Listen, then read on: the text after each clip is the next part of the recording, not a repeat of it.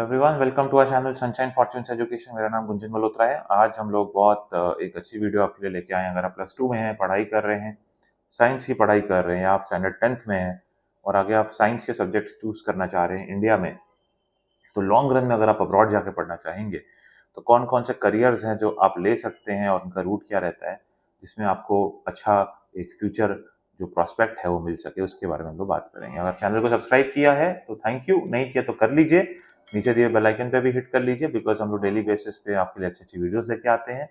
Same time अगर आप abroad जाके पढ़ना चाहते हो तो हमारी टीम से कनेक्ट कीजिए, हम लोग आपको गाइड करेंगे। तो चलिए आगे बढ़ते हैं समय बिना वेस्ट किए।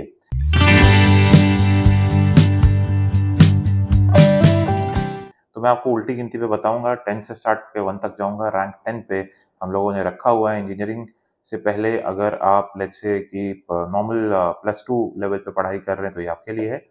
आप बायोमेडिकल साइंटिस्ट बन सकते हैं। जो बायोमेडिकल साइंटिस्ट होते हैं ये एनालिसिस करते हैं बायोलॉजिकल सैंपल्स का और डायग्नोस करते हैं और अलग अलग बीमारी जो होती हैं, बीमारियां होती हैं, उनको ठीक करने में मदद करते हैं। जो मैं आपको सैलरी रेंज बताऊंगा यूएसए के हिसाब से बताऊंगा, because we are overseas education consultants.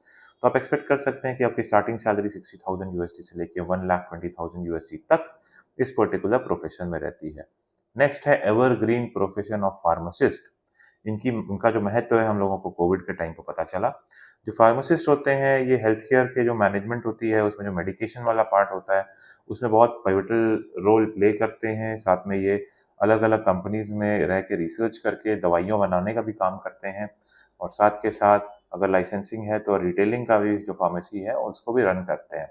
Starting salary 90,000 USD से लेके 1,40,000 यूएसडी तक आप एक्सपेक्ट कर सकते हैं।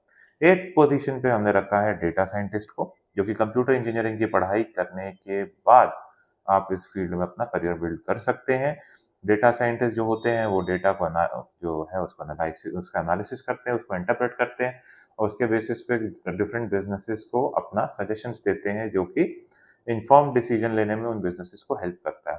स्टार्टिंग सैलरी जो है 1 लाख यूएसडी से लेके 1,50,000 यूएसडी आप एक्सपेक्ट कर सकते हैं।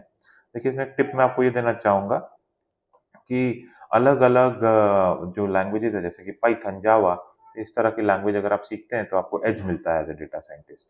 नेक्स्ट है केमिकल इंजीनियरिंग का प्रोफेशन। केमिकल इंजीनियर जो होते हैं वो अलग-अलग केमिकल्स, फ्यूल, ड्रग्स और अलग-अलग दवाइयाँ, इस तरह की जो चीज़ें होती हैं उसकी मैन्युफैक्चरिंग का काम करते हैं। ये प्रोफाइल लेने के लिए आपको साइंस एंड इंजीनियरिंग की डिग्री लेनी पड़ती है और साथ के साथ इसमें जो पैकेज रहता है 75,000 यूएसडी से लेके 1,50,000 यूएसडी के रेंज में जाता है। नंबर 6 पे हम लोगों ने रखा है फिजिसिस्ट। अगर आप रिसर्च में जाते हैं तो आप क्वांटम फिजिक्स, एस्ट्रोफिजिक्स, इस तरह की जो अलग-अलग फील्ड है उसमें काम कर सकते हैं। स्टार्टिंग सैलरी 80,000 यूएसडी से 1,60,000 यूएसडी एनुअली आप इसमें एक्सपेक्ट कर सकते हैं। लेकिन इसमें ये है कि आपको लॉन्ग रन में रिसर्च एंड डेवलपमेंट में ही काम करना पड़ेगा। आप एज़ अ प्रोफेसर किसी इंस्टीट्यूशन में काम कर सकते हो, किसी फर्म में, किसी कंपनी के आर-एन-डी डिपार्टमेंट में काम कर सकते हो। इसके साथ-साथ देखिए जैसे क्वांटम कंप्यूटिंग और इस तरह की जो फील्ड है इसमें भी आप काम करते हो।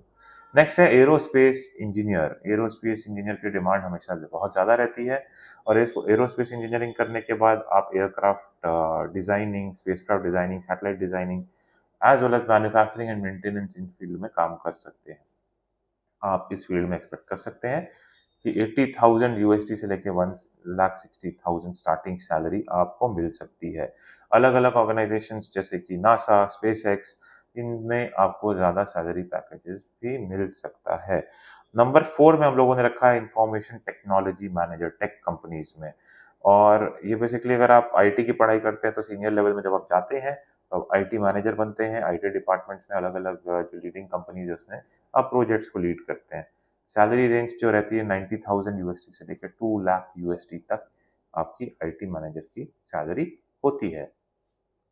नंबर 3 में मेडिकल डॉक्टर या जिसको फिजिशियन बोला जाता है। जितने भी डॉक्टर्स हैं इंडिया में बहुत ज़्यादा डॉक्टरी की पढ़ाई करते हैं हमारे स्टूडेंट्स जो हैं और डॉक्टरी की पढ़ाई जो लॉन्ग रन में बहुत ज़्यादा बेनिफिट देती है। 1,50,000 यूएसडी से लेके 3 लाख यूएसडी तक एनुअली एक डॉक्टर आराम से अर्न कर सकता है। ऑल्दो डॉक्टर की पढ़ाई करना बहुत डिफिकल्ट है एंड बहुत एक्सपेंसिव है, लेकिन लॉन्ग रन में बेनिफिट्स जो आप रीप करते हो एज अ डॉक्टर वो भी अनमैचेबल है।